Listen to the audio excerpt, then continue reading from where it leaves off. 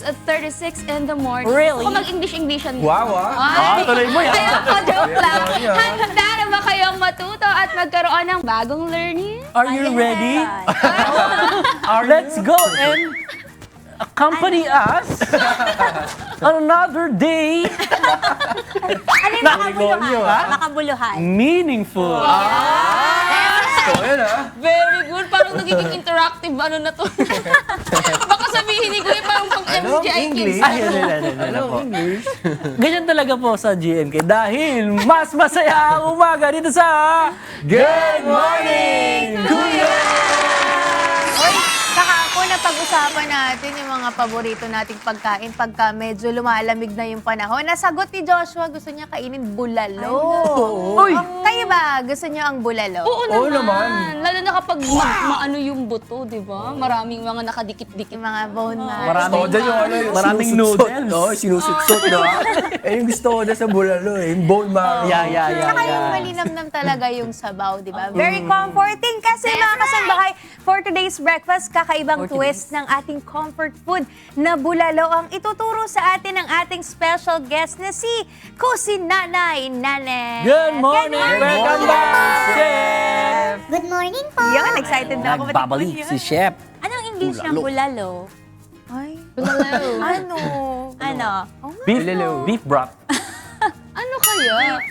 Hindi ko rin Bone alam. marrow. Ang assignment Beef soup niyan, mga cooked kasangbahay, ano beef ang marrow. English ng bulalo?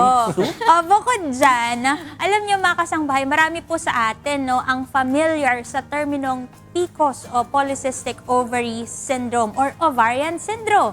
Isang kondisyon na nakaaapekto sa milyon-milyong kababaihan sa buong mundo. Pero dahil mas lumalawak na ngayon ang pag-unawa ng mga eksperto tungkol sa kondisyon na ito, isinulong ang bagong term nito bilang PMOS o Polyendocrine Metabolic Ovarian Syndrome.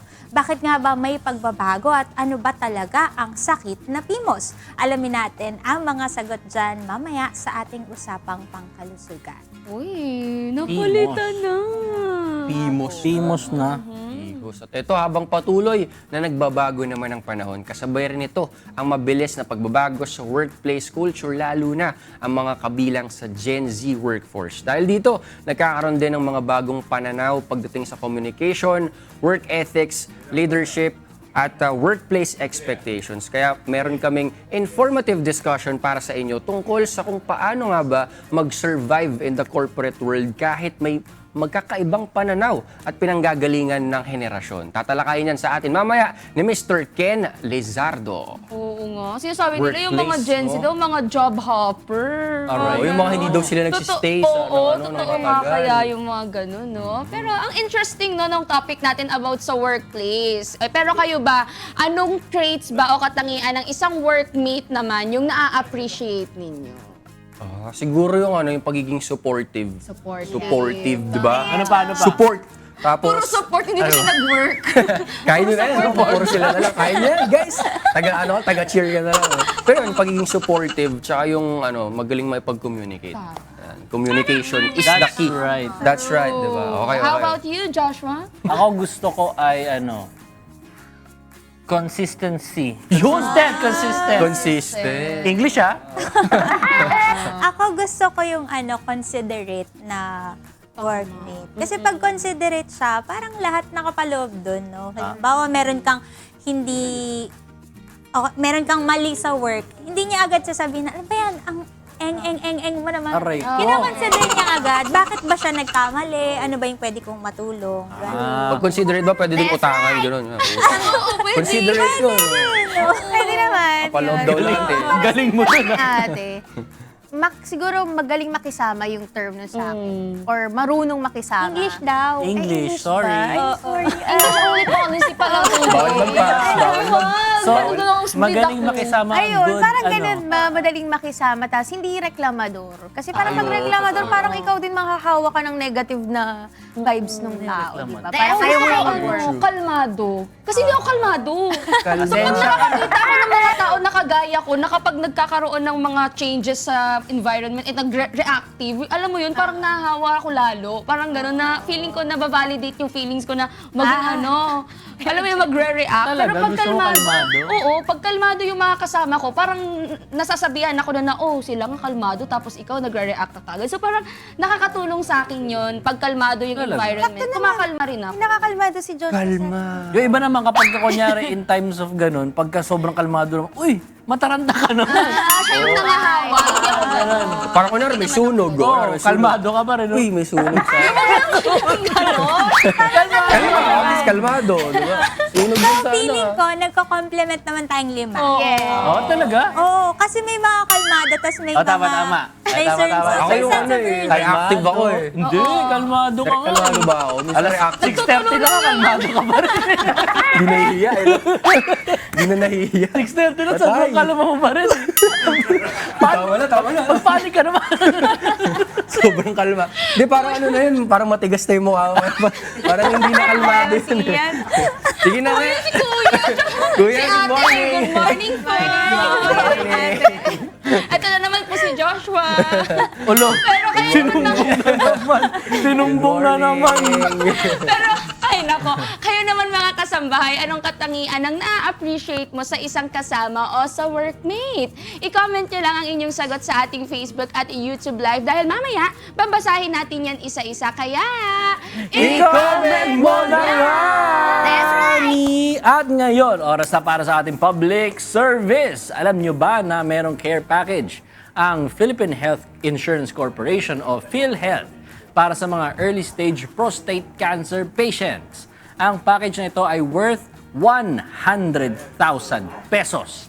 Nasa ilalim niya ng specialized benefit package na magka-cover ng gastusing medikal tulad ng hospital room, board fees, libre din ang gamot, laboratory examinations, operating room at professional fees sa kabuuan ng treatment ng pasyente.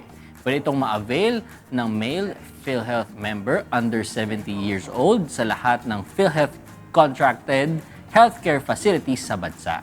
Basta't siguraduhin lamang na makipag-ugnayan sa designated na Z-Benefits Coordinator sa inyong lugar dahil magsasagawa muna ng pre-authorization check para siguradong handa at pwedeng maoperahan ang pasyente.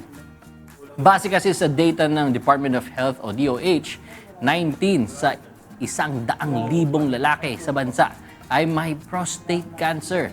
Kaya ang payo ng PhilHealth ay magpa-check up at screening para mas malaki ang tsansa na ito ay maagapan at hindi na lumala. Ito rin naman yung sinasabi ni Doc Joseph, di ba? Na pagtungtong talaga natin na certain age, usually yung mga 40s, mas maganda magpapascreen na talaga. Para habang maaga pa na nga. At meron naman tayo, ito makakahingi tayong tulong from PhilHealth para kasi iba, kaya hindi nakapagpatingin kasi nga gastos yung pagpapa-check up or siguro iba natatakot din. Pero habang mas maaga ito, mas kumbaga meron tayong motivation para magpa-screen. Tama. Right. Hindi sila masyado mangangamba kasi alam nila may support from the Yeah. government. Yeah. At mga kasambahay, may ilan pa kayong aabangan mamaya po na advisory sa For Today. Pero para naman sa lagay ng panahon ngayong araw, dito sa Metro Manila, 26 to 31 degrees po ang temperature. Pero unti-unti na natin nararamdaman ang paglamig ng panahon. Kaya huwag kalimutan magbaon ng jacket at payong in case na umulan. At ako nga Sweater. ako eh. At saktong-sakto nga kapag maulan, no, malamig, masarap mag-prepare talaga ng soup. Kaya i-check ko na yung mga ingredients natin, ha. Punta na ako kay Chef. Bulalo. See you later. Yan. Masuk. Nako, jacket season na. O, ito sa Cebu naman tayo, 27 to 33 degrees ang temperatura. Kaya, kahit nagsisimula na ang rainy season, always make sure na uminom ng tubig. Tama. Kasi Kayo medyo ba? malamig, hindi Hydrate. umiinom ng tubig. Nakakalimutan. Oo. Pero si Depende, Joshua kasi ang nakakainom. hilig talaga dito sa tubig. Parang kailangan nakaka-8 glasses of water Ay, talaga yan. siya. Ako Yeah. nandun. Ganyan yung mga gusto kong sinasabi mo sa akin. Nakikita. Lagi kong nakikita. Pag lumalabas tayo, lagi siyang may naka-tubigan. Very healthy yan, Chef. Gusto ko Tingnan mo, yung ang ganda-ganda ng skin niyo. Iyo, no? Pogi. Mabawi ako pa yung Iyo. pera, ha? Meron ka ba dyan? Mamaya ka sa akin. Sa bandang Davao naman tayo, 24 to 33 degrees Celsius ang temperatura. Kaya kung hiking or swimming man ang trip nyo today, huwag kalimutang gumamit ng sunblock at magsuot ng light-colored na damit para makabawas sa init. Ugaliin din magdala ng payong para kapag umulan ay hindi kayo mababasa. That's right! Pero mga kasambahay, Sarap naman sumikat yan, na ang haring araw kaninang 5:26 ng umaga ha. At abangan nyo kung hindi nyo naabutan kanina yung sunrise, yung paglubog naman mamayang 6:23 ng gabi.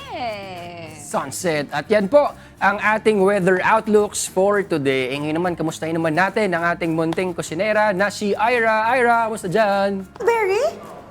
Oo, Very daw. Ano? very good. Good. Very. Very good. Very? Baka kasama yun sa ingredient. Oh, ayun na nga si Ira. oh.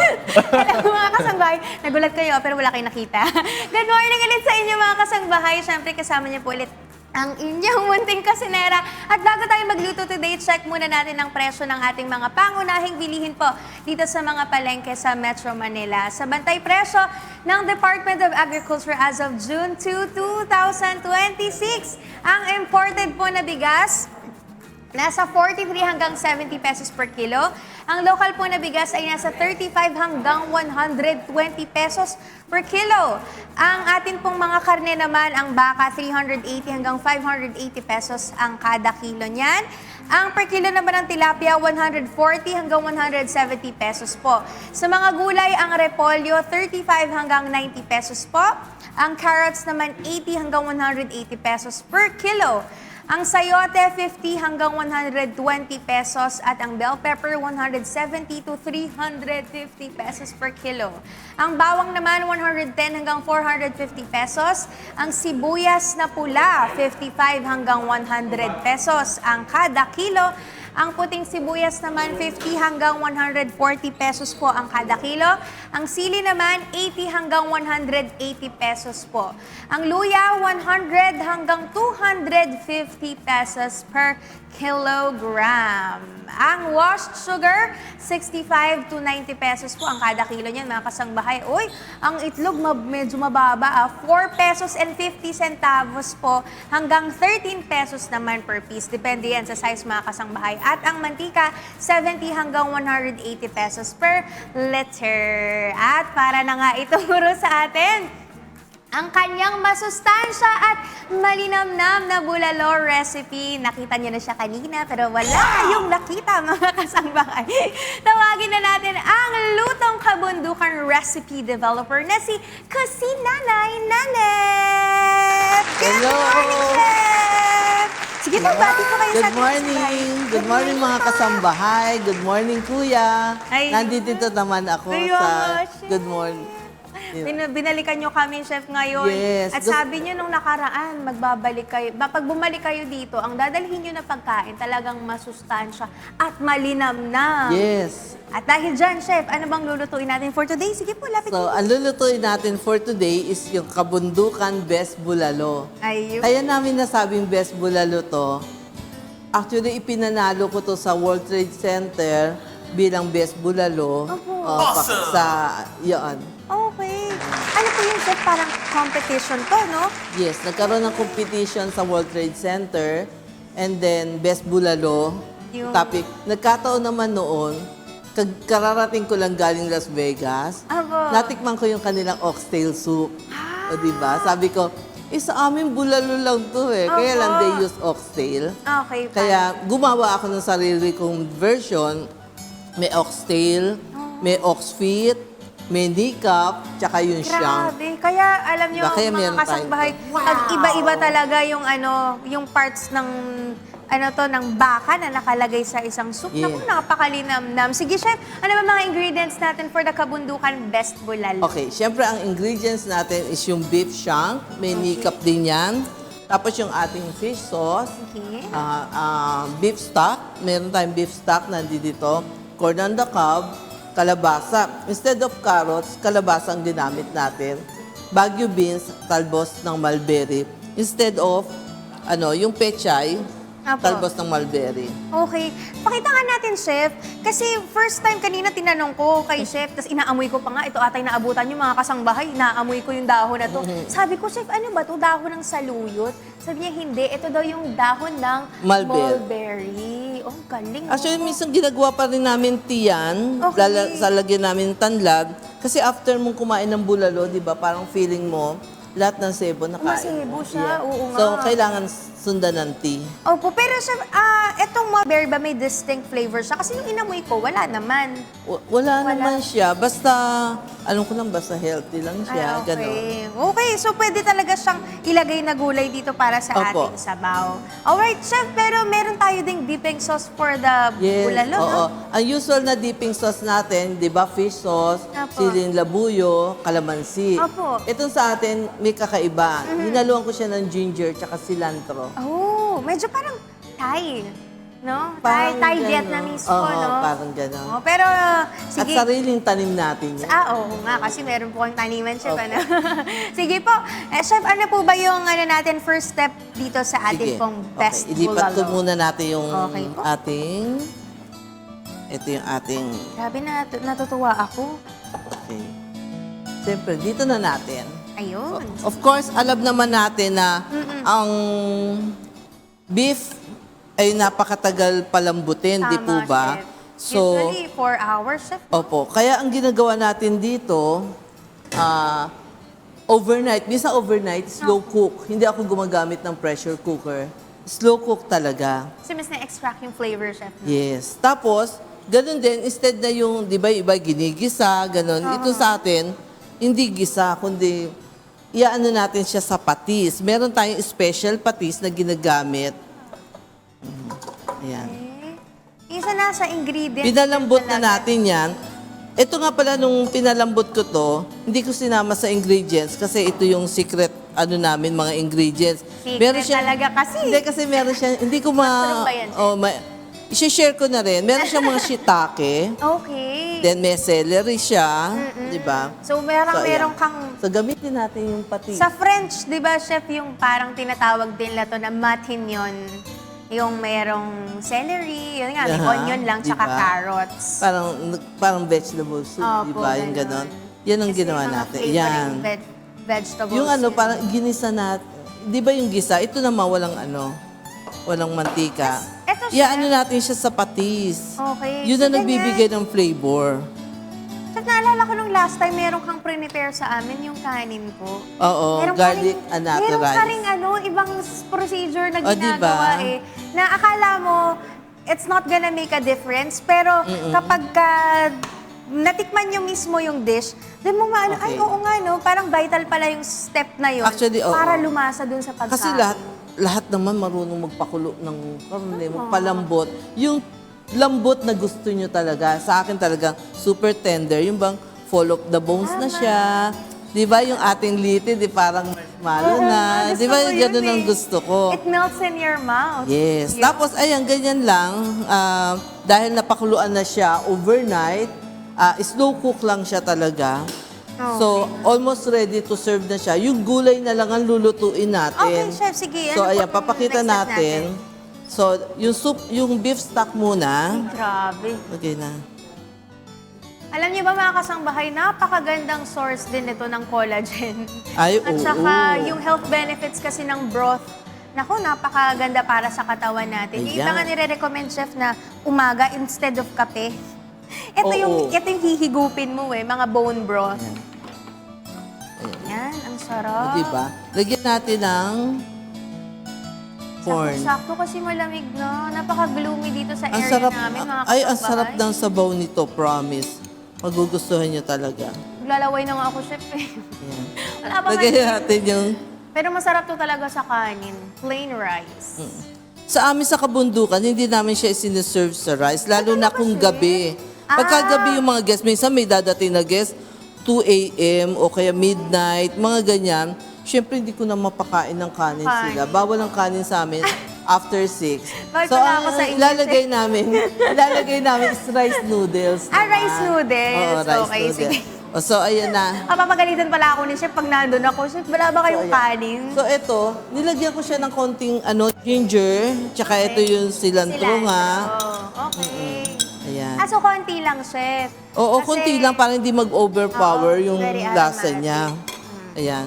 So, dyan ang gulay. Tapos, mamaya may mga surprise gulay pa tayong ilalagay. Hindi ko lang siya maisama ng yung papakuluan kasi baka mag-agaw ng lasa. Oo, tama. Like, surprise na lang natin mamaya yon. Sige. So, eto. So, may ilalagay Ngayon, tayo- ayan, ito chef. yung ating Dahon ng mulberry. mulberry. Okay. Ayan. Chef, pwede pa to kainin ng Yung ng talbos, hilaw? isinasama ko siya sa ensalada. Pero ito, Chef, pwede kainin na hilaw, Oo, ganyan. nakakain Tikman ko siya. nga. Ginagamit ko siya pang mamaya wrap. Gagawin natin siyang wrap. Doon sa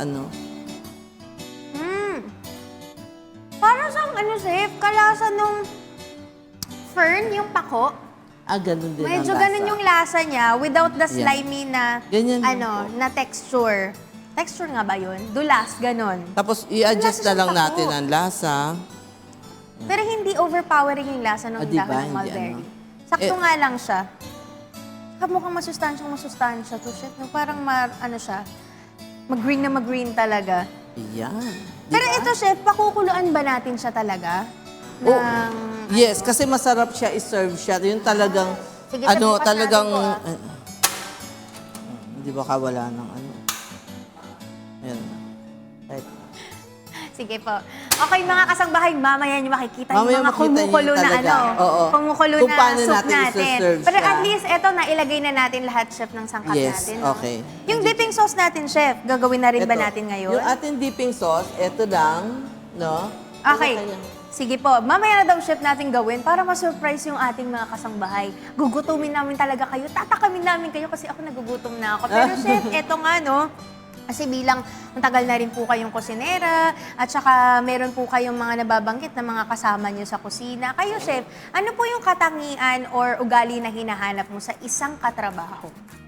Siyempre, ang katrabaho, minsan hindi kailangan yung sobrang galing. Mas gusto ko yung may passion. Di ba? Pagka passionate yung kasama mo, hindi nyo na naisip, hindi kayo napapagod. Yung bang inspired talaga kayo? Kasi kumbaga galing din sa puso yung paggawa niya. Cook from the heart, di Ay, ba? yun. Cook with love, mga kasangbahay. Napakaganda naman ng sagot ni ating kusinanay, si Chef Nanet. Chef, maraming salamat po for answering our question. Pero babalikan natin to mga kasangbahay. Huwag kayong aalis yung ating best bulalo. Pero mga kasangbahay, yun nga, ito nang tanong ko sa inyo, ano ba ang katangian ang naa-appreciate mo sa isang kasama or workmate? I-share nyo naman ang inyong mga sagot sa ating Facebook at YouTube Live. Dahil mamaya, babasahin natin yan isa-isa. Kaya, i-comment Muna. At ngayon, sabayan nyo kami magluto mga kasangbahay. Maya-maya nakita nyo naman yung recipe natin Pero aabangan nyo rin mamaya ang iba pa nating interesting na pag-uusapan. Kaya tutok lang because we'll be right back. Oh, mga kasambahay, sa panahon ngayon, mukhang makakabasag pa ako. Pero di ba mabilis ding nagbabago ang workplace culture natin? Kung noon, iba-iba ang sistema sa opisina, ngayon mas open, mas vocal, at mas conscious na yung mga empleyado, lalo na sa mga Gen Z workforce. Talaga? Pero dahil dito, minsan nagkakaroon din ng misunderstanding pagdating sa work ethics, communication, boundaries, at expectations sa corporate environment. Ba. Kaya ngayong umaga, makakasama natin ang international speaker and trainer na si Ken Lizardo para pag-usapan kung paano nga ba natin mas mapapabuti ang workplace relationships at paano magkakaintindihan ang iba't ibang henerasyon sa loob ng opisina. Kaya welcome natin. Good morning to the show. Good morning, Sir Ken. Good morning. morning. Good morning. Good to see you Welcome guys back sa again. Good Morning. Hello, Kuya. hello. Please greet our viewers po. So, magandang umaga sa inyong lahat and I'm happy to be back. Yawn! Ano? Ito na nga po na-mention natin, yung workplace. Pero ito pong question natin, bakit parang mas madalas nating naririnig ngayon na may generation gap daw sa Generation workplace? gap? Ano po ba generation gap? Okay. So, today, nandito tayo sa position na 4 ang generations na magkakasama sa workplace. Okay. So, we have the baby boomers. Meron tayong yung Gen X, yung millennials, and yung Gen Z. So, yung Oo, ang apat na yan, ano? iba. Yes. So, kung paano lumaki ang ating mga baby boomers, sobrang layo kung paano lumaki ang mga Gen Z.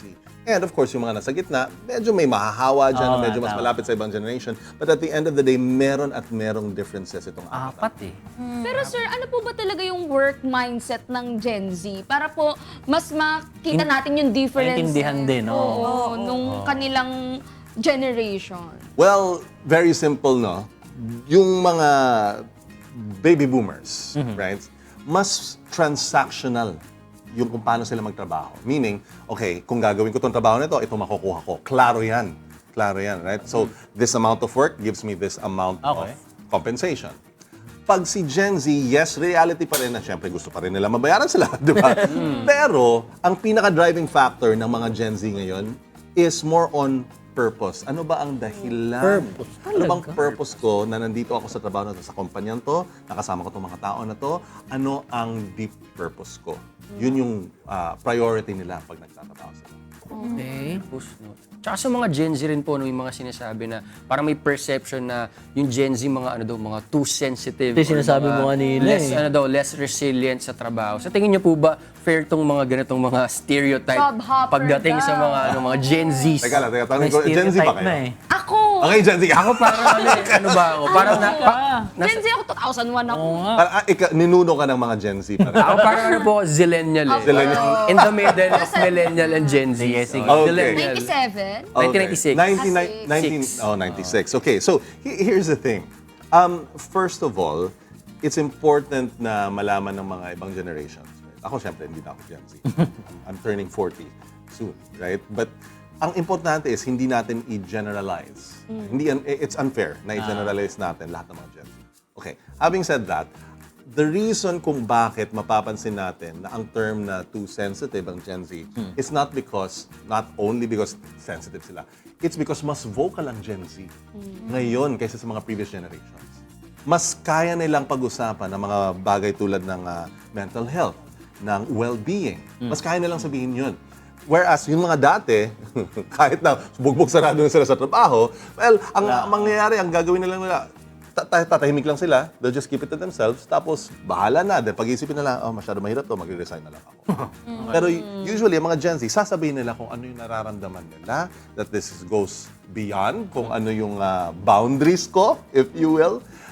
Pero it's not just because sensitive, it's because they're more vocal about it. Now, meron talaga ring reality na mas nararamdaman ng mga Gen Z ang itong what we call mental health or well-being issues. Pero gawa yan ng current state ng society natin, ng current state ng technology natin. Technology plays a very big role kung paano nagbago ang mindset ng mga Gen Z compared sa earlier generation. Pwede bang malaman sobrang interested ako dun sa anong napapansin niyo na effect ngayon compared dun sa mga dati kasi ako nakikita ko rin yung transition, kumbaga in between din kami. Yes. So nakatrabaho din kami ng mga Gen X, tama ba? Yun yung older, di ba, sa Gen, Yes. sa millennial. Yes, yes. So, Gen X. So bakit? Kasi yung iba yung mga Gen X marunong pa rin naman sila gumamit ng social media or Sure. ng technology. Mm-mm. Bakit hindi gano'n yung effects? Iba yung effects sa Gen Z? Well, remember this, no? Ako, lumaki akong walang internet. Pero naabutan ko rin, bata pa rin ako kahit papaano. Well, Kinumpit. Kahit pa paano. napaisip ako doon. Pero, naabutan ko yung kakapasok pala ng internet. Right? Siguro mga high school na ako noon or ganun. Towards college na. Tapos parang mapapansin nyo na yung formative years ko, what do you mean formative years? Bata from 7 years old, all the way to 12 years old, wala. Wala akong internet. So basically, ang pinaka-foundation ng mentality ko, ng buhay ko, hindi ko kailangan yun. Whereas yung mga Gen Z, they grew up in a hyper-speed world. Na yung tipong ganun na lang, meron ng dopamine. Medyo complicated na to, no? Kasi mas grabe yung fluctuating dopamine and cortisol levels ng mga Gen Z when they grew up. Nung mga dumaki na walang internet, hindi pa ganun ka fast-paced. hindi ganun ka fluctuating ang dopamine at saka cortisol, which actually affects how the brain is developed. Pero sir, sa isang corporate environment po ba, ano po ba yung mga basic na professional behaviors na kahit anong panahon, dapat di mo ito mawawala kahit Gen X ka, Millennial ka, Gen Z ka? Correct, maganda yung sinabi mong yan. Hindi dapat siya nawawala. So ano yung mga dapat hindi nawawala na yan? Dalawang bagay. There's two letter R's. Number one is reliability. No matter kung anong generation ka nang galing, kung papasok ka sa workplace, you want to be reliable. Di ba? Bakit tayo kukunin ng isang kumpanya kung hindi tayo reliable? Right? That's number one. But number two, the second letter R is respect. So reliability and respect should always, dapat lagi nandun siya. Paano klaseng respect? Paano ka makikipag-usap sa mga kasama mo? Paano ka makikipag-usap sa boss mo? Right? Dapat may respeto pa rin, knowing that we are there na, ano yan, blessing yan, kumbaga, na nandun tayo. And we have to treat it with respect as well. When it comes po sa communication naman, nakikita naman natin gaano kaiba yung mga terms na ginagamit ng mga Gen Z. May mga parang istagger-fur-fur na yung mga chat-chat ng mga Gen Z, di ba? When it comes sa communication po, paano po ba yung tamang pakikipag-usap sa mga boss, sa mga colleagues professionally, without sounding naman na parang cold yung mga Gen Z or distant sila? Ganun. Okay, funny yan kasi meron ako recently may content na ginawa yung team ko sa social media. Tapos nilagay nila kaming dalawa ng boss nila. Right? Boss kami. Tapos pinakita nila yung mga words ng Gen Z. So parang may mga words na parang, kunwari na lang alam ko, pero hindi ko talaga alam ano ibig sabihin. But at the end of the day, yung pag-shift ng mga words na ginagamit, hindi mo maiiwasan yan eh. Magkakaroon at magkakaroon talaga yan. There are words na nag-i-exist ngayon na wala talaga dati. Right? So, but what's more important, hindi lang yung words ang importante. Ang pinaka-importante talaga, how do you communicate in terms of ano yung tono mo? The last time na nandito ako, pinag-usapan ko yung percentage of non-verbal and verbal communication. Alam natin na may study na 93% of effective communication comes from non-verbal, meaning body language and tone. So if gusto natin maging effective communicators tayo sa workplace, we need to watch out for our tone. Kailangan warm tayo, right? Kahit na sabihin natin in IRL, yung ganun tipo, warm pa rin dapat talaga. At we have to always make sure that may connection pa rin tayo sa mga kausap natin. Pero kasi ngayon, sir, di ba, uso talaga yung pagiging direct, di ba? Yung pagiging vocal. Pero paano po ba yung pwede naming gawin para pwede pa rin kaming maging honest, maging direct, pero hindi naman kami magiging bastos. Or kaya magiging disrespectful dun sa kausap namin, lalo na sa workplace po. Well, dito nagkakaroon ng misunderstanding.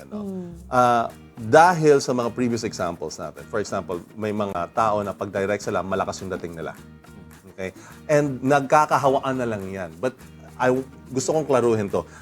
Ang pagiging direct, hindi siya exactly the same as pagiging malakas ang dating. Direct means you're not hiding the truth. Sinasabi mo kung ano talaga yung totoo. Hindi kailangan, kasi ganito talaga eh. Angkinin mo, hindi ganun yun. So, you can be direct, pero we have to, again, make sure yung tono mo, yung tone of voice mo is there. But at the same time, you use respectful words. Choice For word. example lang ang sasabihin. May magsasabi, medyo stupid yung decision na yan. Dapat hindi ginawa yan. Oo nga, You can say na, napansin ko na nagkaroon tayo ng maraming backlog dahil dyan sa decision na yan. Pwede natin gawin para ma-improve yan. Diba? It's the same thing.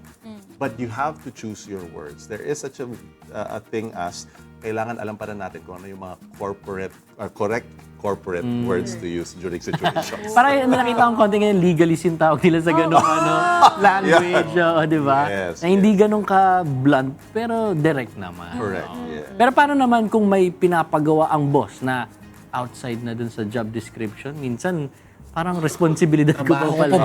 Paano ba to respectfully? Okay. Tatanggihan or i-address? Sir, tama yan kasi ako, sa experience ko din, ang daming generation talaga na nakasalamuha ko from baby boomers to senior to millennial to Gen Z.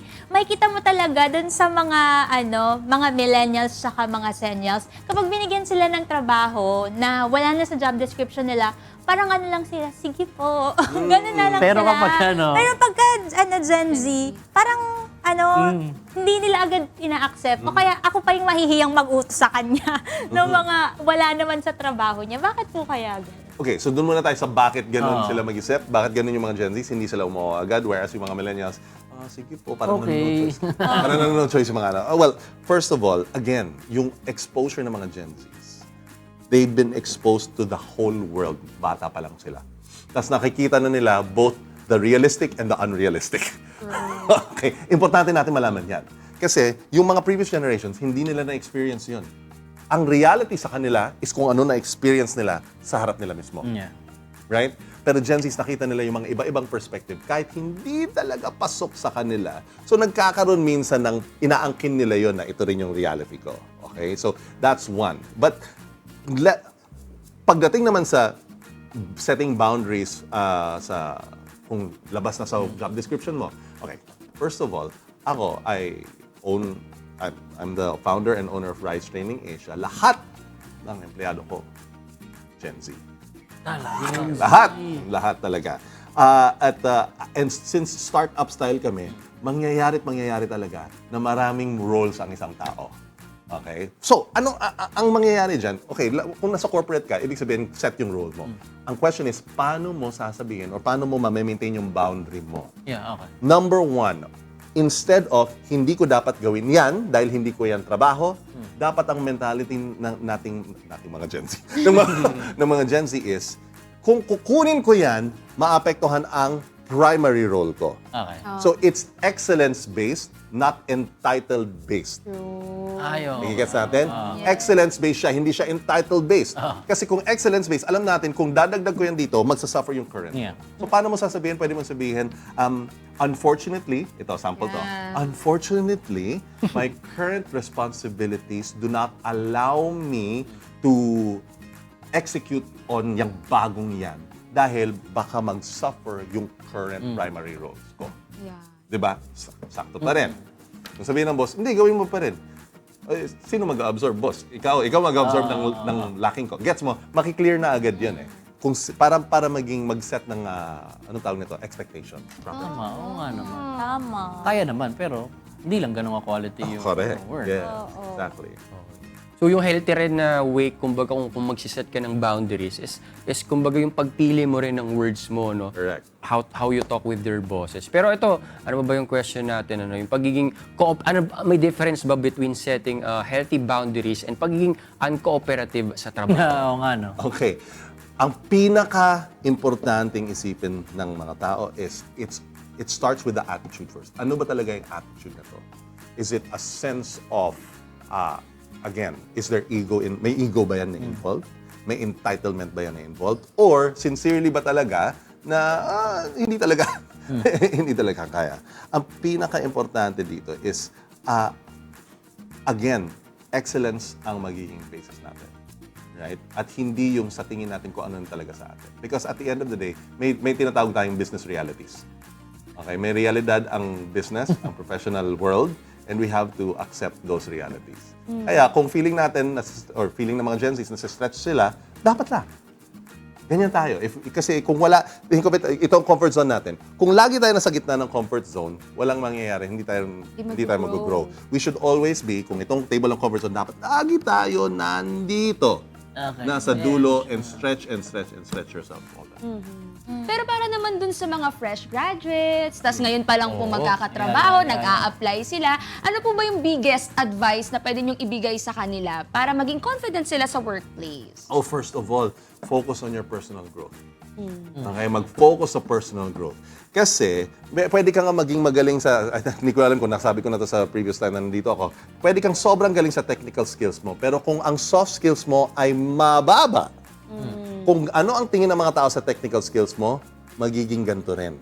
Because this is how you show up. Right? This is how you communicate. Nang ilang beses na ko na nakita ito, perfect sa resume, pagdating sa interview, wink. Diba? Parang hindi nakita yung pagka-perfect niya sa resume. Tuloy, ang perception ng nag-i-interview sa kanya ay hindi pala totoo yun sa resume. Pero totoo naman, hindi lang niya makommunicate. So focus on your personal growth, focus sa communication, because confidence comes from competence also. Right? So, i-practice dapat lagi nila yun. Sir, sa mga, kasi nagbigay kayo ng tip para sa mga, mga Gen Z.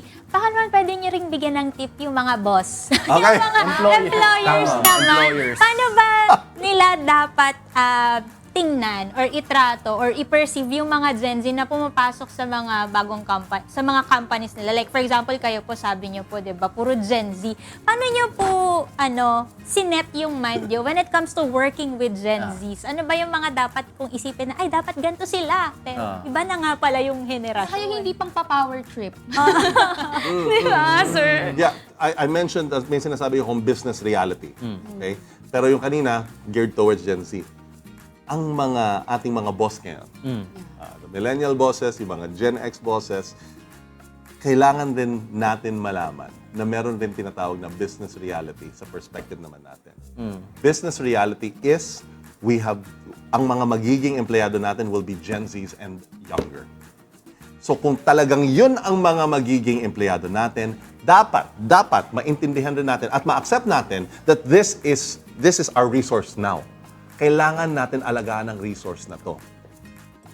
Grabe na yung AI ngayon. Grabe na yung AI ngayon, di ba? So yung AI na to, ang dami nag-a-adjust. Pues, ganun din dapat mag-adjust ng mga bosses pagdating sa generation na to.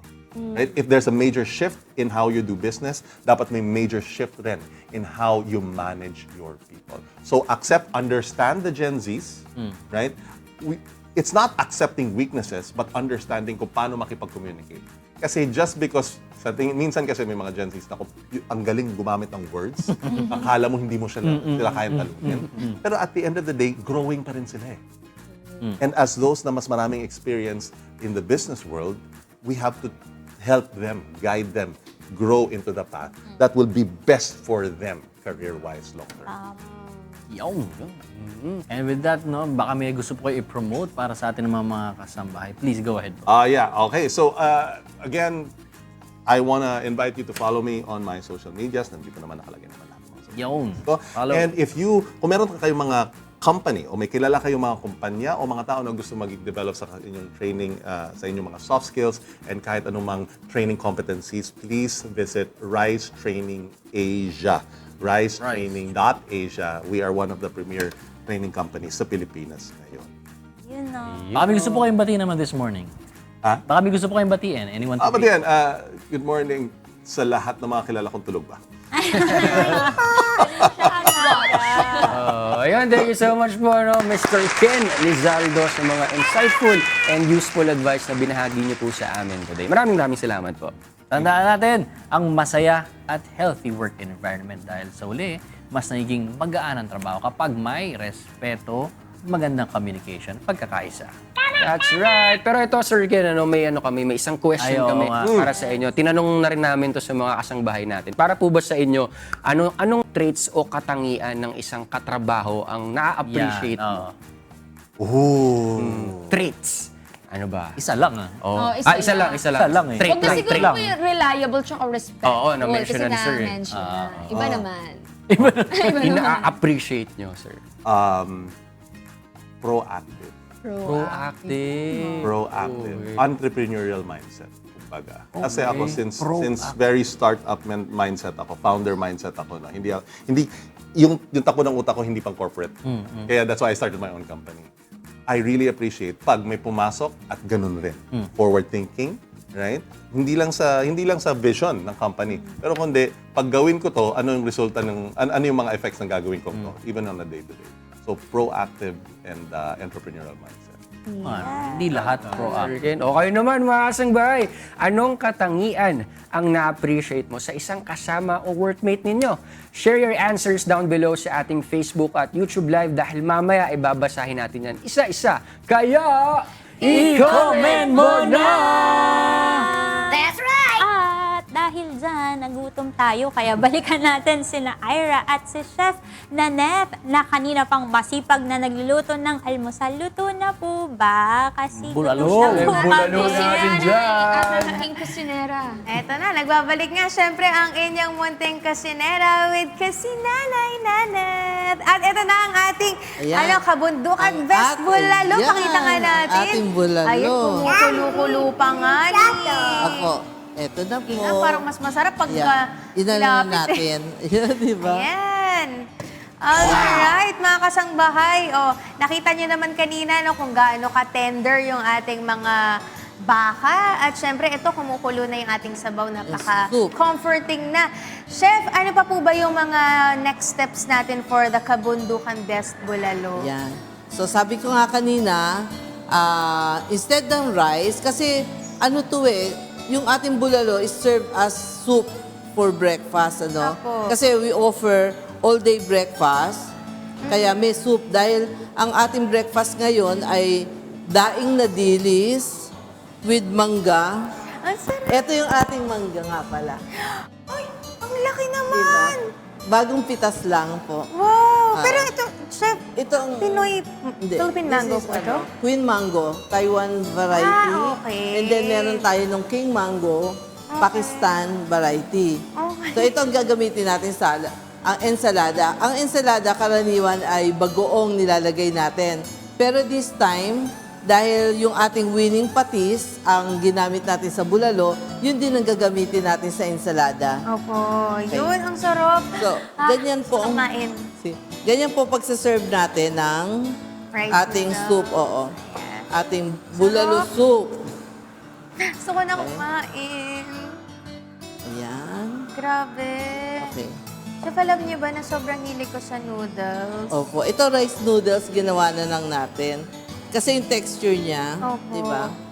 Yan. Ang sarap. Depende. Yan naman, pag sineserve namin, halimbawa, unti-unti lang. Pero yung mga guests, pwede naman silang Magdagdag second pa. serving. Oo. Ayan. Tsaka Tapos maganda lagyan nga na siya natin. na naka-ano siya, naka-separate yung mga lalagyan. Tapos, parang ikaw maglalagay. Tapos, kung napansin nyo, instead na carrots, ginamit natin kalabasa. Kalabasa. Kasi yun ang tanim natin sa Oo nga. bundok. Yung mga one piece lang naman, okay na yan. Okay. Tapos, ito yung ating Baguio beans, Okay, Chef. the green beans. Yan. Okay. So nice. Diba? Bahala na ikaw mamili kung gaano. Opo, ganyan ang gagawa namin. Kung Kanya-kanya. anong gusto mong gulay din na ilagay. Yes. Tapos, lagay natin yung mulberry. Okay. Instead na pechay, gagamit tayo ng talbos ng mulberry. Chef, napansin ko itong mulberry, no, yung dahon, hindi siya ganun kabilis ma-disintegrate, no? Parang hindi siya kagad nalalanta. Kasi kanina pa siya nasa mainit na sabaw, eh. Tama. Mas matibay siya, no? Oo. Unlike dun sa ibang dahon, parang ilagay mo kaagad sa mainit na tubig, biglang Okay. wala na, iba na yung kulay. Tapos, syempre, lalagyan din natin siya ng bone marrow. Ayun, ako. Diba? Sarap. Yan.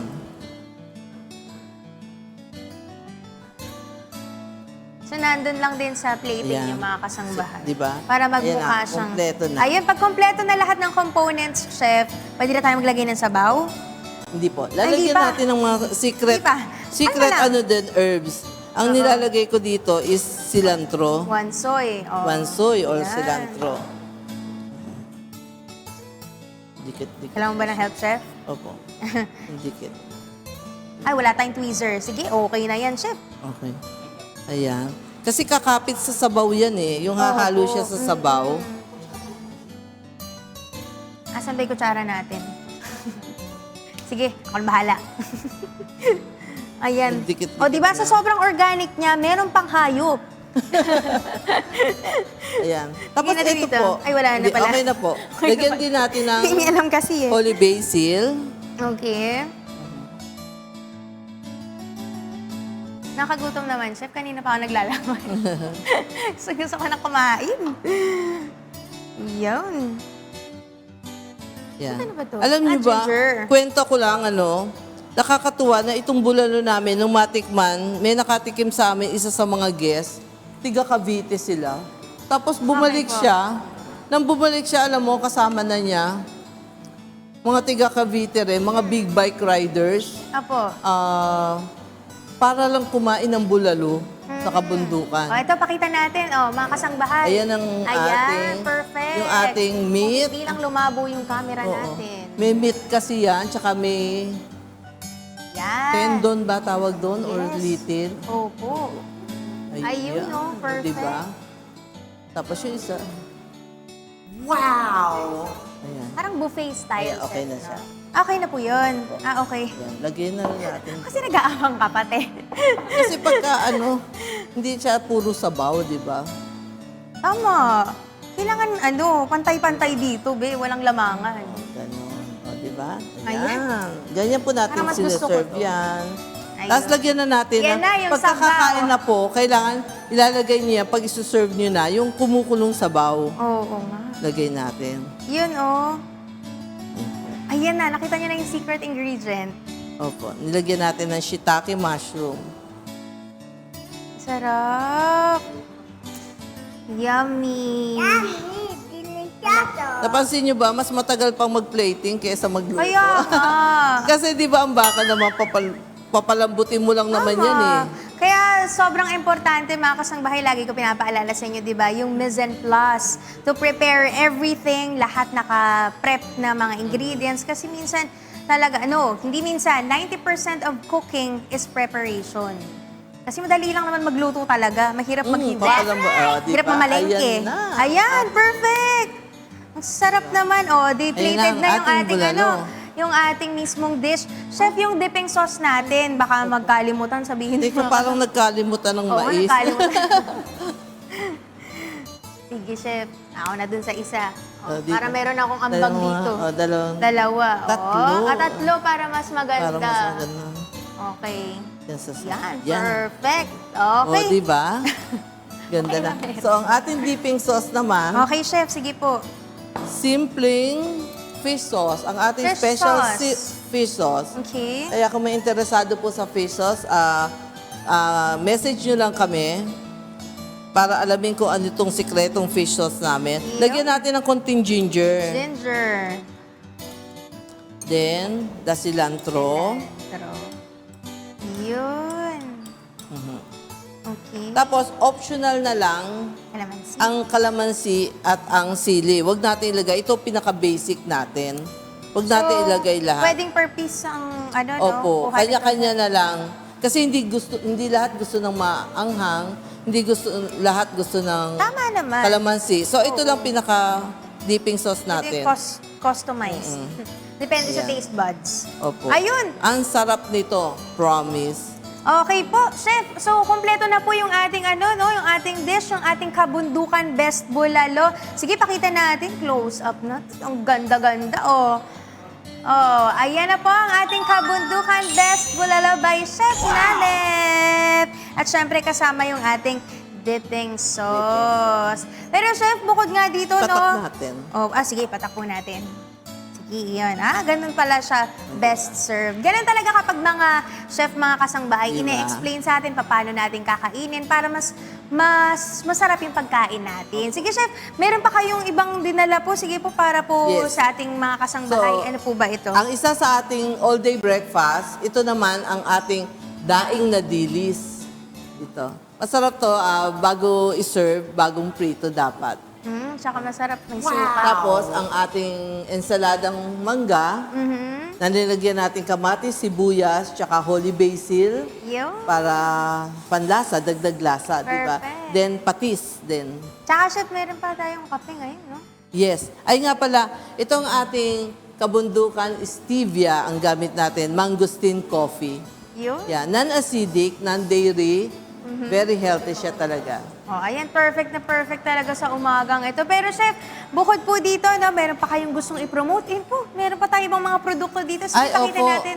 Meron po, kaya po ganyang kalambot ang ating, ang tawag dito, ang ating bulalo, ginamitan natin yan ng meat tenderizer. Sige po, pakita natin. Opo. Chef, eto mga kasangbahay, oh. Saan ba natin magandang ipakita? Ayan, meat Eto. tenderizer ginamit natin. Dati sa US, gumamit ako ng meat tenderizer, nagka-allergy ako. Okay. Pero ito is ano talaga to, salt talaga, tsaka nakita ang bulalo talaga, di ba? Ayun. Special O, din sige. nila. Saan po ba? Sea chef? salt to, galing to sa Bulinaw, Pangasinan. Opo. Okay. So, Doon siya ginagawa. local product pala Opo. ito. Naku, Tapos support ang natin ating, yan. ayan, puro local products po to, Yes. proudly Philippine made. Ito po yung ating fish sauce, premium fish sauce. Oh, masarap ito sa Yan. dipping. Ito ang dipping sauce. Yan, At perfect. saka, maipapartner natin to sa mga kilalang fish sauce na So ito, no? malinis, hindi siya malansa. Ayan, so meron tayong kape, meron tayong meat tenderizing salt, at meron din tayo ditong fish sauce. At chef, saan ba nila pwedeng ma-purchase po itong mga produkto po na ito? I-post na lang natin. Opo. Pero after, dito po, no? ayan sa Madriaos. Sige. Kontakin niyo ang Madriaos Jungle Edge Farm kasi po isa to sa mga product na pinopromote ng Gracians Kabundukan Food Products Trading. So lahat ng mga partner brands namin na ginagamit namin for 26 years, napili namin kung ano yung the best. At isa to sa mga the best. Ayan. At dahil the best yung bibigyan ako ni Chef mamaya. Siyempre. Hindi, mag-purchase tayo kasi syempre, di ba, Hindi, ito we have to support local products. At ayan, tingnan nyo na lang mga kasangbahaya, baka kasi marami pa silang mga produkto dito sa Madriaos Jungle Edge Farm. At yan, yan yung pinapakita natin sa ating screen. At syempre, follow nyo na rin si Chef sa kanyang Facebook page na Cooking with Kusinanay Nenet. Chef, baka meron naman kayong gustong batiin for today. Sige po, go ahead. Ay, opo. Babatiin po natin ang mga tiga Jungle Edge Farm. Lalo-lalo yung anak kong si Gracian. Siya na po magte-take over. Siyang may-ari ng Gracians Kabundukan Food Products Trading. Si nanay lang ang tiga po siya.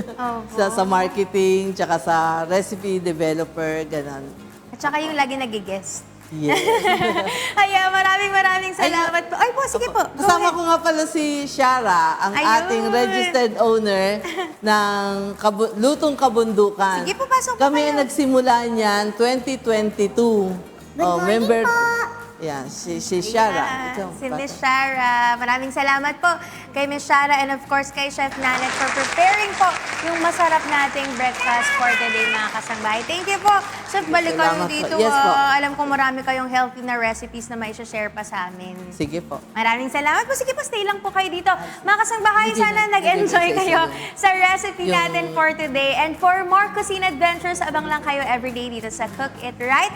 At syempre, ang laging paalala sa inyo ng inyong munting kusinera, don't forget to cook with love and cook it right. That's right! Gutom na ba kayo, mga kasama? Hindi pa sila sasagot kasi para doon sa mga kasangbahay natin na humabol sa ating live stream, may question kasi kami para sa inyo. Eto na, anong katangian ang na-appreciate mo sa isang kasama or workmate? Ikwento nyo sa amin sa ating Facebook at YouTube Live dahil mamaya babasahin natin ang inyong mga comments isa-isa. Kaya, Chef, basahin natin yun, Chef.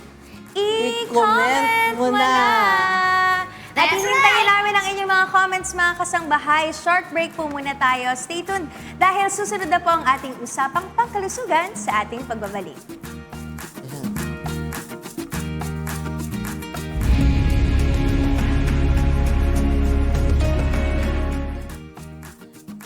Mga kasangbahay, marami ang pamilyar sa terminong PCOS o Polycystic Ovarian Syndrome, isang kondisyon na nakaaapekto sa milyon-milyong kababaihan sa buong mundo. Pero alam niyo ba na unti-unti nang binibigyang diin ng ilang eksperto ang mas malawak na pagtingin sa kondisyong ito bilang PMOS o Polyendocrine Metabolic Ovarian Syndrome? Bakit nga ba pinago ang tawag sa PCOS at ano ba talaga ang sakit na PMOS? Aalamin natin yan ngayon kasama si Dr. Cheryl Santiago Alabado, isang OB-gynecologist. Good morning, Dr. Good morning, Kuya. Good morning po sa inyong lahat. Ayan, Dok, sobrang bago pa lang nito namin Oo narinig nga, yung fresh na fresh. PMOS. Bakit po ba binago yung term na PCOS into PMOS? At ano po ibig sabihin ng PMOS? Yan. Okay, bigyan ka lang kayo ng background. Alam nyo bang ito ay 14 years in the making? Wow. At ito ay isang team, no, international consensus siya, consisting of 50 na professional and patient organizations. Kasi long time coming na. Because sinabi mo, PCOS. sasabihin may cyst sa ovaries, very misleading kasi iisipin ang problema lang lies in the ovaries. So parang kami bilang experts, alam namin na mas malalim, mas malawak yung saklaw ng PCOS. So high time na baguhin na ito. Polyendocrine metabolic ovarian syndrome. Bakit polyendocrine? Because we now want to let everyone know na ang involved dito, hindi lang yung mga ovarian hormones. Pwede rin kasama dito yung insulin. Pwedeng kasama yung mga iba pang nakakaapekto sa hormonal balance ng isang woman. Bakit metabolic? Kasi at the end of the day, isang problema ng may PCOS yung insulin resistance. And because of that, pwedeng magkaroon ng problem sa asukal, sa cholesterol, no, among others. And minentain namin yung ovary. Bakit? Kasi syempre, it also affects yung cycle. It can affect the fertility. So parang ngayon, mas all-encompassing siya. So parang pag narinig mo PMOS, alam mo agad that it affects not only the ovaries, but yung entirety ng patient, multifaceted talaga. Dok, dun sa pagpapalit ng pangalan sa PCOS to PMOS, may changes din ba kaming aasahan or yung mga kababaihan na aasahan when it comes sa treatment and also dun sa management nitong sakit na ito, Dok? Very good question. Actually, wala. Kumbaga parang tinama lang natin yung pangalan, but yung criteria natin for diagnosis, yung symptoms would be the same. Mas magiging aware lang yung mga nagda-diagnose, mas magiging aware din lang yung mga nakakaramdam ng symptoms. Kasi for a time, nagiging gasgas din yung PCOS. Lahat na lang ng woman na makitaan mo ng parang may mga maliliit na cyst sa ovaries, may PCOS ka na. Yun yung gusto naming itama. Kasi pag ganon, yun nga, nami-misdiagnose, natatakot na agad yung patient, makakita pa lang yung na word na cyst. Hala, bakit ako may mga cyst? So parang ganon. And at the same time, marami rin po kasing hindi na-diagnose properly. Kasi paano kung wala silang cyst sa ovaries based sa ultrasound? Hindi na madadiagnose na meron silang PCOS, yung syndrome. So pinapabayaan, hindi nabibigyan agad ng appropriate treatment. So, Doc, possible na, for example, kahit walang cyst po ang ovaries, pwede pong may PMOS ang isang babae po? Tama. Kasi kahit PCOS pa yung term natin, meron tayong tinatawag na criteria para masabing ang isang woman ay may PCOS/PMOS. Kami, we usually use yung Rotterdam criteria. Kailangan sa criteria na yon 2 out of 3 ma-comply para masabi. Ano ba yung tatlong criteria? First is oligo or anovulation. Meaning, hindi buwan-buwan nagkakaroon ng period ang patient or hindi siya nangingitlog. Second is yung mataas yung male hormones or hyperandrogenism manifested by yung pagkakaroon ng mga bigote, unwanted facial hair, pagkakaroon ng acne o kaya alopecia. And pwede rin yung third nga, yung pwedeng makakita ng mga immature follicles sa ovaries. Stricto nga tayo dun, dapat ngayon 20 na maliliit na. Hindi pwedeng 2 lang, 3, PCOS na. So dapat at least 2 out of 3. Meaning, kunwari, walang nakitang cyst sa ovaries, pero kitang-kita mo nga may bigote. O kaya medyo malaki yung patient at hindi siya nagme-menstruate ng regular, pwedeng PCOS na yon or PMOS. PMOS. Pero Doc, totoo po ba na may rise in PMOS or PCOS cases sa age ngayon? Paano po ba yung nakikita niyong cause? Bakit ba dumadami po yung nagkakaroon ng ganitong? Two things. Kasi nga, related siya sa metabolismo. Related din siya sa kinakain and lifestyle ng mga tao. So ngayon na very on the go tayo, everything is instant, yun ang isang problema, 'di ba? Plus the fact na tumataas din kasi yung cases ng diabetes. So it is related to that somehow. And one of the reasons din bakit tumataas yung kaso is because of increased awareness. 'Di ba? Kasi mas marami nang nakakaalam about it. Pero tama ka din, yung lifestyle Okay. So pagka ganun na parang hindi na tayo masyado nagiging active nga, tapos instant yung kinakain, nakaka-aggravate din sa condition. 1 in 8 women, alam nyo ba, may PCOS. Yun. Ganun kadami Sobrang yung common. meron. And for sure, marami pa pong undiagnosed. Pero Doc, ano naman pong kumbaga edad naman yung pwedeng magkaroon ka na ng PMOS? Anong age po yan? As early as sa teens. Kasi nagsusstart mag-menstruate ngayon ang mga batang babae, 11 years Meron, old on the oo, average eh. So ako, ang mga merong kong PCOS, PMOS patients ko, as early as 14, 16, yan, as long as nagkakaroon na nga nitong regular na menses, tapos biglang nagkaroon ng irregularities, dyan na nagsusstart talaga, as early as that. Pwede ba, Dok, na bago pa mag-menstruate ang isang babae, meron na siyang sintomas ng PMOS? No, kasi usually nga, kailangan meron yung cycle irregularity, yung anovulation, tapos yung nagkakaroon ng mga, tawag dito, acne, ganyan. And usually, mag-undergo muna ng puberty, mag-undergo ng adolescence, pagsa-start muna ang menstruation before magkaroon itong mga manifestations of PMOS. Dok, para naman po sa mga teenagers po na kaka-13 pa lang, kaka-14 pa lang, tapos kakakaroon pa lang ng kanilang period, ano po ba yung mga sintomas na kailangan po nilang bantayan para masabi nila na, ay, parang meron akong PMOS, kailangan ko na magpa-check up? Ito yung ano natin, para din sa mga nag-aalaga sa mga teens na yan. Pagka ho nagkaroon ng tinatawag na menarche or yung una niyang period, usually po sa first 2 years ng pagkakaroon ng menses, pwede pa pong irregular yan. And that's normal. Pero pag beyond 2 years na, 3 taon, 4 na taon, 5 years na siya nagme-menstruate, tapos biglang doon po nagkaroon ng pagluloko sa cycle, nagkakaroon ng skip months. Sa isang taon, 3 beses na lang po nagkaka-period instead of 12, warning signs na po yan. Kailangan pala, Dok, nilalagay sa kalendaryo May para tracker po. meron silang Kasi as to symptoms talaga, sabihin ko sa inyo, ang number 1 symptom po ng PMOS ay yung menstrual changes.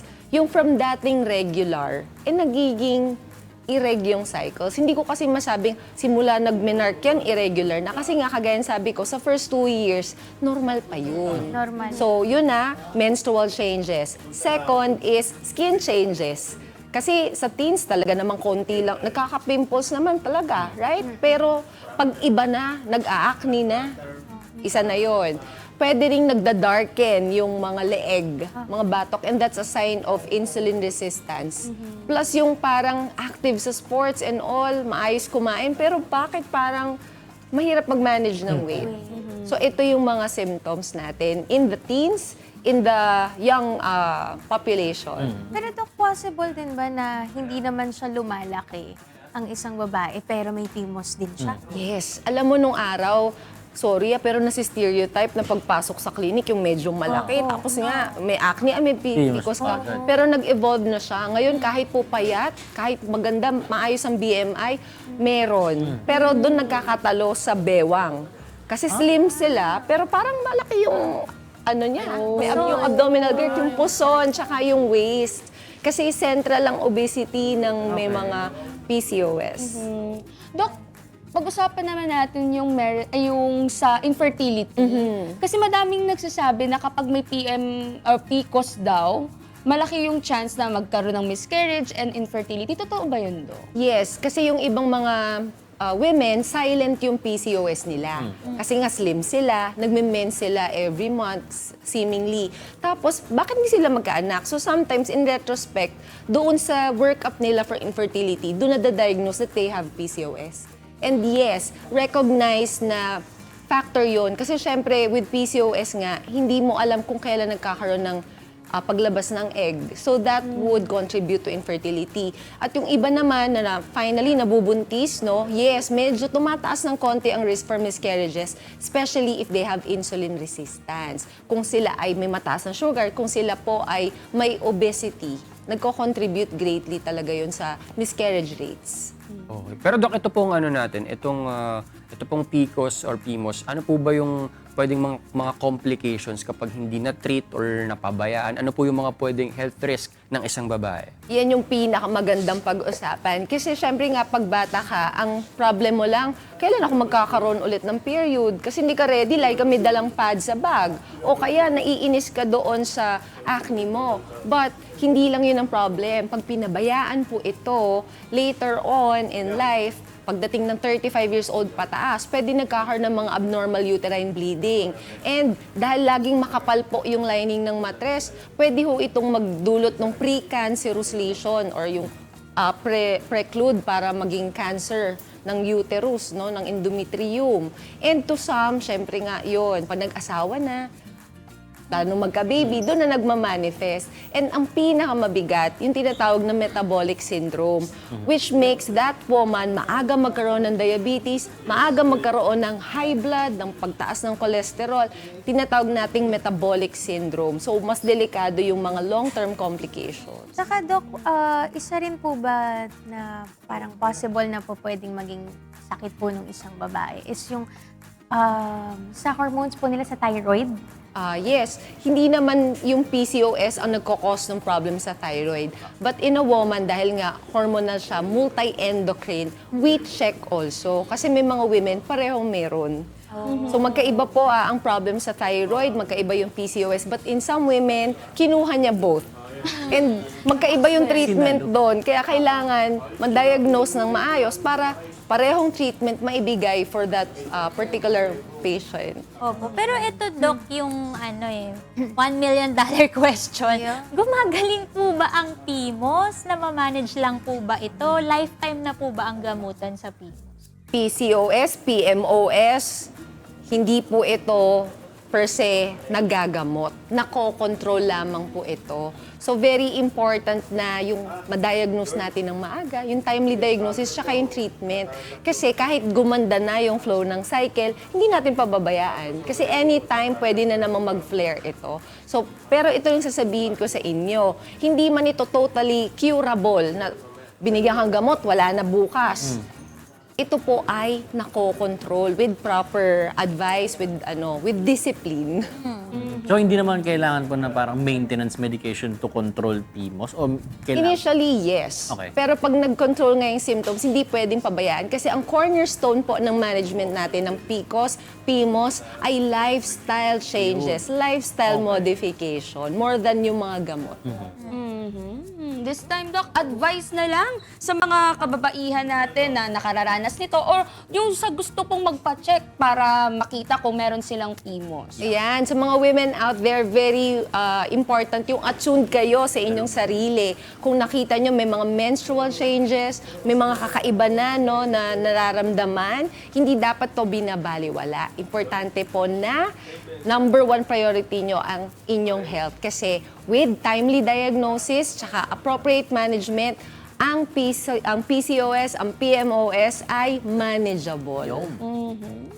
Doc, gusto nila sa'yo mismo magpa-check. Saan Ano po ba? tatagpuan, Doc? Ay nako, di ba?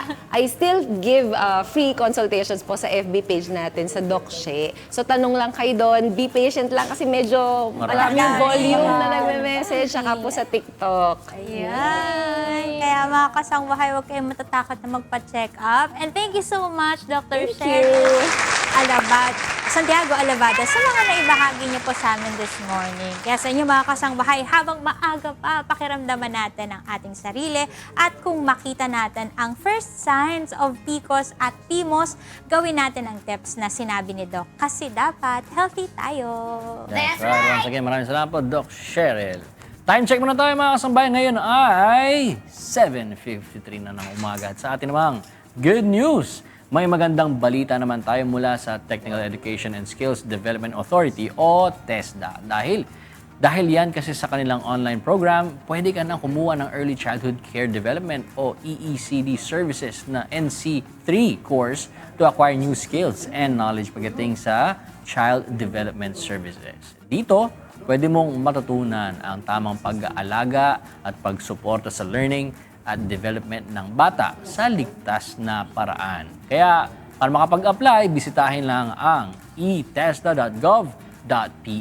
Para naman sa mga katanungan, pwede kayong magpadala ng mensahe sa TESDA online program at tesda.gov.ph. Yun, no? This time, shout out muna sa lahat ng nakatune in ngayon sa ating YouTube and Facebook account. Kanina kasi tinanong natin sila kung anong katangian ang na-appreciate nila sa isang kasama o workmate. Narito po ang ilan sa kanilang naging sagot. Ang sabi ni James Darrell Manlapas, for me, accountability. Yung inaako yung mali at inaayos, hindi naghahanap ng masisisi. Respect yun. Tsaka, I appreciate workmates who are reliable. gentle. Yung pag sinabi on it, nakakabawas ng stress sa teeth. Stress ka sa akin. Stress. Parang may hugot si James Tarek. Oo nga. Parang boss siya sa kanilang opisina. Ito naman ang sabi ni Edward Brad. Na-appreciate ko po yung kasamang maaalalahanin. Tama ba? Maaalalahanin, may napakabuting kalooban at hindi nag-iisip ng masama sa kasama sa trabaho. Ito naman ang komento ni Reyna Lynn Magdaong. Na-appreciate ko po yung kasamang may respeto, malasakit at may mababang loob. At dahil dyan, tanongin naman natin si Doc She. Doc, kayo po, ano ba yung na-appreciate nyo na trait ng isang coworker or kasama sa trabaho po? Ako gusto ko yung number 1, humble. Oo. Number 2, sincere. Diba? Tsaka hardworking kagayan natin. Kasi pag lahat tayo hard workers, edi mas productive tayong lahat. That's right! Tsaka maganda yun yung sabi, Doc, sincere, diba, sa ginagawa. Ayan. O, ito para naman updated kayo sa ating mga bagong interesting features at good news. Huwag niyo kalimutan mag-follow and subscribe sa UNTV News and Rescue and Good Morning Kuya official social media pages. Tsaka mag-comment kayo na mag-comment. Tama. Tsaka i-heart niyo kami. I-heart nyo yan. Para maging top fan na Like, lahat. share, and subscribe. Dyan, Doc, baka may gusto po kayong batiin ngayong umaga. Go ahead po. Naku, babatiin ko yung anak ko. Kasi si Sofia, Hi, good morning. nag-start na siya ng medical clerkship. Congratulations! Tapos si mami ko, Mama Ochi, get well soon. Hello, Daddy na nag-aalaga kay Mami. Mga relatives Oo. natin sa Marikina, sa Tarlac, sa Batanes. And of course, my husband, Paolo. Yeah. See you. Good morning! Ako naman po, binabati ko lang na good morning yung mga pamangkin ko. Si Goku, si Tala, at si Sam. Good morning! Yan, good morning at maraming salamat din sa Natural One Salon for making my hair healthy and looking great. Alam niyo ba mga kasambahay, sila lang ang one and only hair salon in the Philippines that offers no harsh chemical treatments, 100% all natural organic hair color options at walang haircut for women. You can check them out at Natural One Salon on Facebook and other social media platforms. Natural One ang number 1 at pinabati ko lang din ng happy 21st Sabbath anniversary si Cecil ng Thailand and happy 21st anniversary na rin po sa lokal ng Thailand. Good morning po! Ako, binabati ko lang ng belated happy birthday si Aileen Maneha. Happy birthday sa'yo. And good morning. And sa mga nangailangan ng skin services, punta lang po kayo sa Morph Aesthetics or Beautiful Transformation Awaits. Marami po silang branches all over Manila and Bulacan. Meron po dyan sa Malolos, Marilao, Quezon City, and San Jose del Monte. At kung saan sila makikita, check nyo lang ang kanilang mga social media accounts. Thank you, Miss Caroline Doble and the rest of the team. Transform to a better you with Morph Aesthetics. Good morning sa aking Mamsi. Good morning and thank you rin sa DV Dental Clinic and Dental Laboratory. Located sila sa Barangay Fort Bonifacio, Taguig City. Meron din silang branch sa Shaw Boulevard, katabi ng Star Mall, Shaw, Mandaluyong City. DV Dental, meron din po silang dental laboratory for prosthodontics. It also offers orthodontics and general dentistry. Kaya kung magpapa-appointment ka, kontakin mo lang sila sa 0997-903-9330 or visit them on their Facebook page at DV Dental Clinic and Dental Laboratory. And good morning kay Angel, Kim, Donald, Monica, Lenin, Zell, and Jen. Good morning. Good morning po! Isa namang informative Wednesday morning ang aming inhatid sa inyo. Alam namin, gusto nyo pa ng mas maraming fun and exciting moments. Kaya samahan nyo kami ulit bukas, God willing, dahil mas masaya ang umaga sa Good Morning, Kuya!